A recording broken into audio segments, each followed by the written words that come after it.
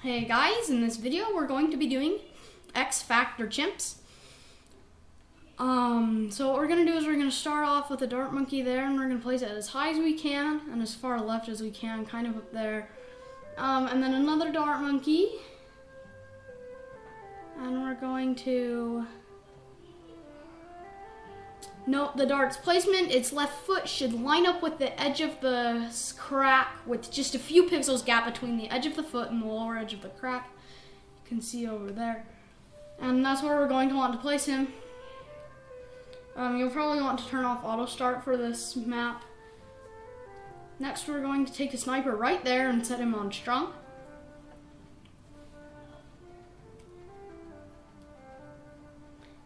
And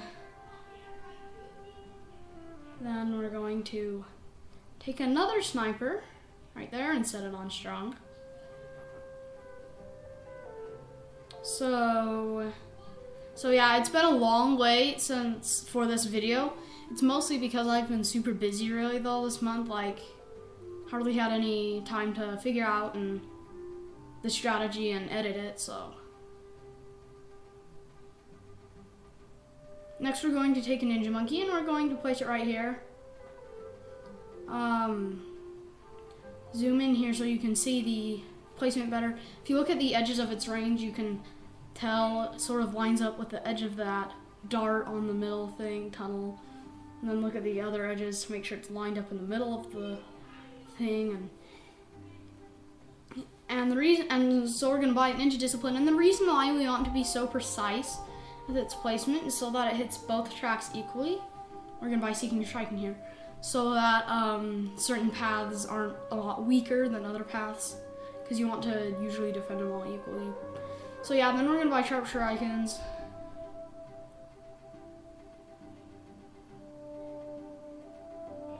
Then save it for Pat. So Pat works really well with ninjas because ninjas attack so fast. So let's place Pat. Kind of place him so that he covers both of those paths equally.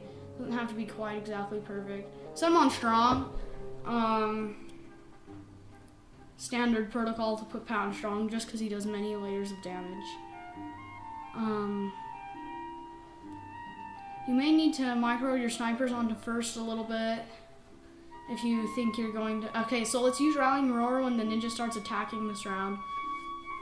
But yeah, as I was saying, you may need to micro your snipers just a tad little bit. Okay, so let's buy this one, Full Metal Jacket. Make sure you buy it on the first sniper. You may need to micro your snipers if a balloon is leaking and the ninja's Seeking Shurikens aren't going to hit it. You may need to set it on first, then back to strong. Okay, so let's take an Alchemist there. Make sure to place it closer to the ninja than to Pat, so that it prefers to buff the ninja, because we are going to be buying at larger potions and later on acidic mixture dip. But that's how alchemists work. They always buff the closest tower to them. Well, that's the tower they prefer to buff. It's already buffed up long. Then let's use Rallying Roar when the ninja starts attacking the yellows, and then buy acidic mixture dip.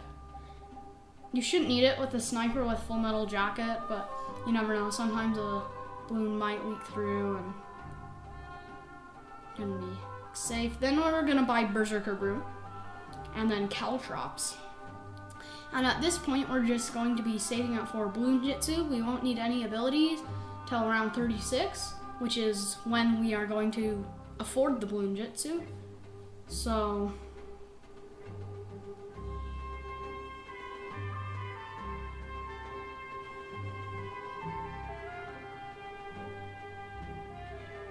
sometimes around 35 can be a little bit scary.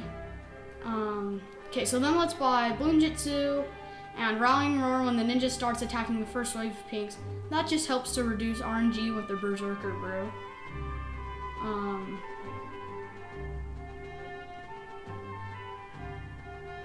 Alright, so then round 37 is fine. Gonna do nothing this round. Next is 38, which we are going to be buying Stronger Stimulant on. Yep, so let's buy Stronger Stimulant. And then we're good for a while here.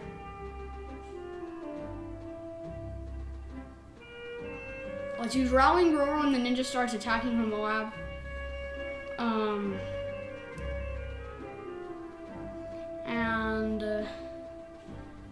I know we have a lot of extra cash sitting around, but that's so we can place all of our villages that we will be placing in one sitting.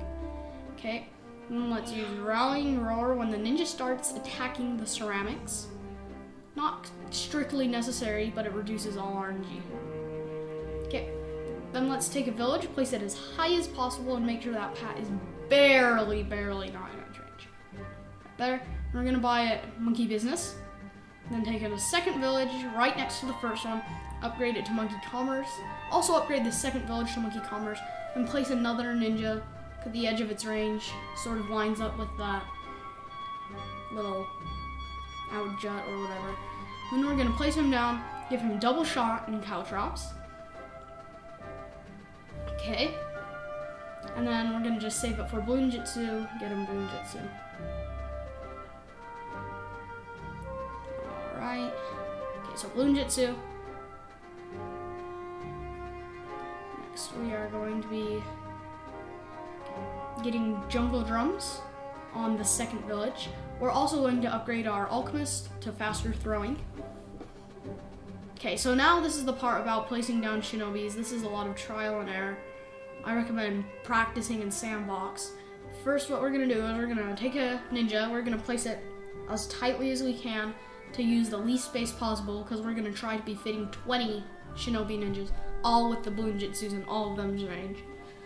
Which is gonna be sort of tricky, so make sure to place them tightly. So then we're gonna be giving them all shinobi tactics and occasionally ninja discipline if they need more range.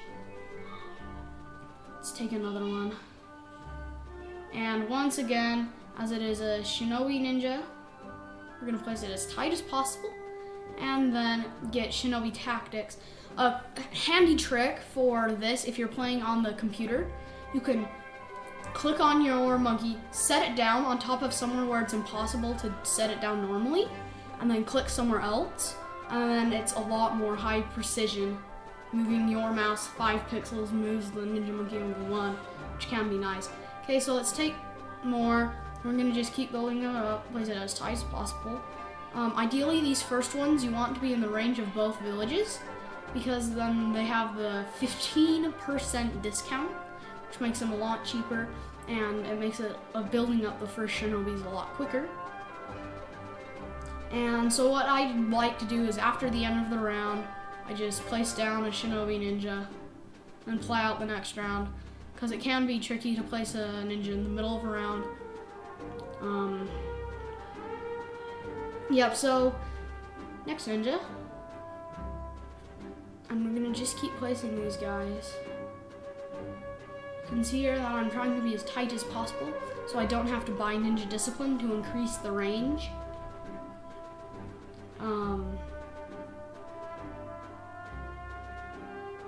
Yes, so we're trying to get it in both discount. This one's only 1, but that's okay. We don't need any ninja discipline because I have enough range. Yep, so this ninja is not going to be able to hit both Bloonjitsus. They're not going to have the same effect. Only one of them would have 7 shinobi effect. So we're going to have to buy ninja discipline so that both of them are in the range of the shinobi and we can get both of them to 7 times. And we're going to keep going until we have 8 shinobis. And then we're going to start buying some defenses for the camo leads, because these alone will not quite cut it. So we're going to buy the first village, give it radar scanner, then take a mortar, make sure it has 2 times discount right there. We're going to set it to target to right there and upgrade it to 210. Then we're going to take our sniper, set both snipers on first and upgrade the first sniper to large caliber. That ensures that just in case you do get a leaky lead balloon, it will get shot by the large caliber sniper, popped instantly, just to be extra safe. So yeah, round 59 should not give you any problems. Let's build up a few more shinobis. And so this one here, we're placing it right close to the Alchemist, but like I said, Alchemists prefer to buff the closest tower to them. So I'm going to be moving it just a small amount away from the Alchemist so that the Alchemist still prefers to buff the main Bloonjitsu. It's gonna be a little tricky. So then we're gonna buy Shinobi Tactics. Here you can see that these ones aren't in discount, but that's because the ones in discount have already been almost all the way filled up. There's not much space left in the range of the discounts. That doesn't require buying Ninja Discipline. And we're going to just continue like this. Continue placing Shinobis until, like I said, we reach 20 because it stacks up to 20. That's the maximum. This Shinobi, if we place him high up, we can get discount from both of them, which we definitely want because it makes it a lot cheaper. And it's right next to the Alchemist, so we're going to scoot it over a little bit and then buy it Shinobi Tactics. And we're going to just continue on placing Shinobis, essentially, until we have 20. So, alright, so I'm going to skip ahead to several rounds just so I can show you what I mean when one has Ninja Discipline. So I buy Shinobi Tactics. One of them has 15 and the other has 16, so I buy Ninja Discipline. Now they both have 16 Shinobi effect, and that is because the Ninja Discipline increases the range of the Ninja Monkey.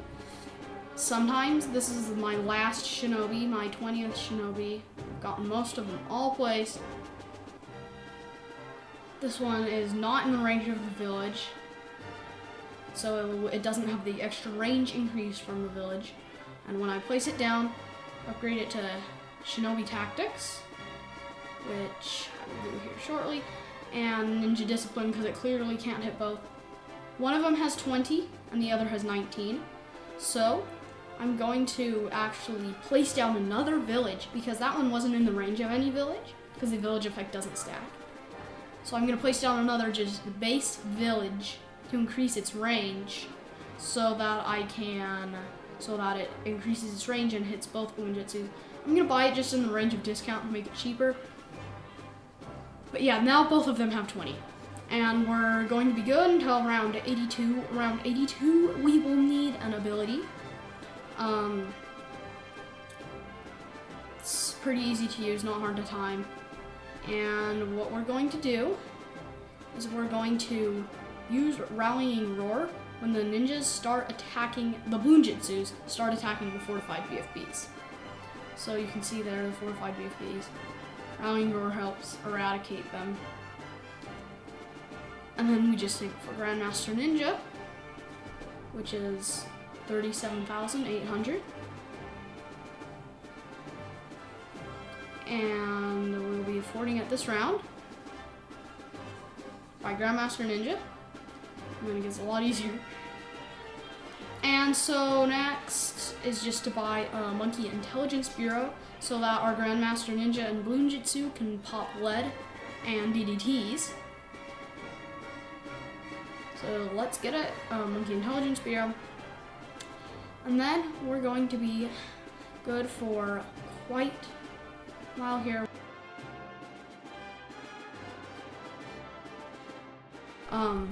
We're going to want to build up an Overclock.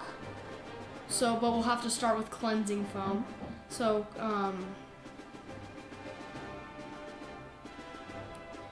so Cleansing Foam, and that's before Overclock.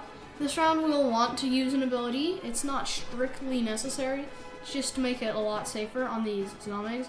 We're going to use Rallying Roar when the top ZOMG breaks open. And that'll make sure that all the innards of the ZOMGs, the BFBs, are destroyed without leaking. And usually they won't, but there's a really small chance, it's like 1 in 10 that it will. So I just use the ability to make it 100% chance that you'll win, just to make it a lot safer.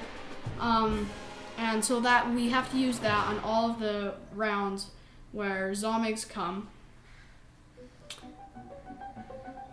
before we buy Overclock. Also, so like here, round 92, we're gonna use Rallying Roar when the Grandmaster Ninja starts attacking the ZOMGs, and also upgrade our engineer to Overclock. And we aren't going to be overclocking our Grandmaster Ninja just yet because it doesn't have full uptime on tier 5 upgrades. It can be sometimes hard to time. Okay, so this round, we're going to just quickly place down another cleansing foam guy for our second overclock. And then overclock our Grandmaster Ninja when the BFBs down there pop. They'll be popped into MOABs by the Seeking Shuriken. And then use Rallying Roar when the Grandmaster Ninja starts attacking the ZOMGs. And that should deal with everything pretty well. Round 95 is just fine. We won't need to do any overclocking or anything. But we're almost to the second overclock. So what I'm going to do is just overclock the Grandmaster Ninja as soon as round 95 is over, because we're just about to buy the second one. And then from here on out, we're going to make sure our Grandmaster Ninja has the overclock effect 100% of the time. And then we're going to use Rallying Roar when the Grandmaster Ninja starts attacking the ZOMGs. Also, we're going to upgrade any Shinobi to Bloon Sabotage. It doesn't matter which Shinobi you do it on. And since we're keeping the Grandmaster Ninja fully overclocked, around 97 is fine, we're going to use Big Squeeze as soon as possible on the second fortified ZOMG, just as soon as it comes off. And then overclock our Grandmaster Ninja again to keep it overclocked for 98. So now the next thing to do is to use Rallying Roar when the Grandmaster Ninja starts attacking the ZOMGs.